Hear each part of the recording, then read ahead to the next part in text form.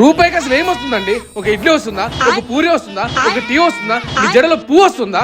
ఏమొస్తుంది? అలాంటిది 21 ఎకరాలు చంద్రబాబు రూపాయికి ఎలా ఇస్తాడండి? ఇది ఖచ్చితంగా కుట్రే. ఆంధ్రాలో జరుగుతున్న అవినీతి. దీన్ని ఖచ్చితంగా మేము ఖండిస్తున్నాం. ఇది అవినీతియో అభివృద్ధియో జనాలను అడిగి తెలుసుకుందాం రండి. ఎక్స్క్యూజ్ మీ సార్, ఒక్క రూపాయికి 12,000 ఉద్యోగాలు వస్తాయంటారా? రావు. ఒక్క రూపాయితో ఆంధ్రాకి టీసీఎస్ కంపెనీ వస్తుందంటారా? పిచ్చా నీకు?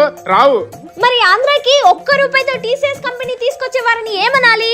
నాయకుడు అనాలి. మరి దానిని విమర్శించే వాళ్ళని ఏమనాలి?